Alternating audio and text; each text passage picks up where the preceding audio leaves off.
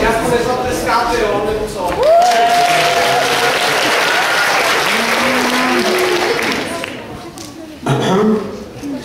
Každý národ má své pohádkové rodiče. Dánové svého Andersena, Němci své Grimmy. My máme naši babičku Boženu Němcovou. I Srbové mají taky svou pohádkovou maminku. No, on je to spíš takový pohádkový tatínek. Srbský vypravěč Manko Tatič rostl hlavně během války, kdy v zákopech vyprávěl tak poutavé příběhy, že američtí bombardéři zastavovali ve vzduchu své stroje, odklápěli své kokpity a naslouchali poutavému vyprávění Mamko Tatiče. Mamko Tatič, jak život choda. Ak život chod. Slunce vychodá na východa. Tím světlem proleva celý svět. Mladeka pravdě v lese, zachvěje se.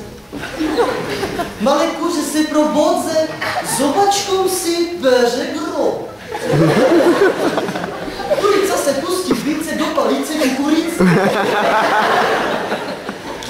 Slepka slepa, nemotora, zaklopitá vo podvora. Je slepá, tak je glupa. Dupa, dupa, dupa. A hlavou naraža do pluta.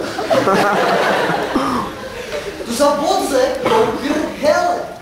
Kokrha vyleta do pluta, kokrha, děvsi grdelkou dnes drga.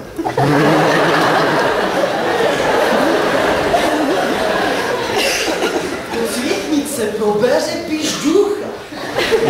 Pižďuch se probeře i celý svět proklíje. I skokem flinty nabije, i pras, kokrhela doráže. Já, to dodám kuráže. I chlopskej svudí paže drobne slepko i kosti jej zpřeraža. Chytne ji za krke i kruče, až se peře truje. V tom žena, jeho pižduchova, vrace se z nakůpe, vyjde a k pižduch slepce peře druje. I robí kropem žrok, i žropem pižducha kropne rovnou do břucha. Z břucha na dorse na duře, i plujno, hnujno, strujno, šle. Vypláve ven. Tuto pižďuch vyjde. Tuto pižďuch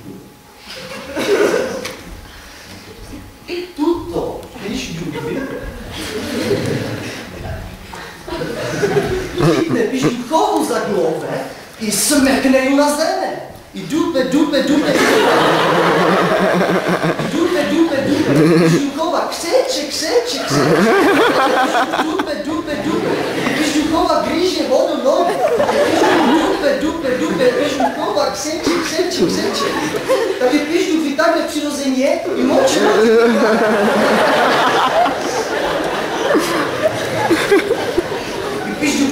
Dupe. Pižďuchova křeče. I gríže. I křeče. Až do křeče.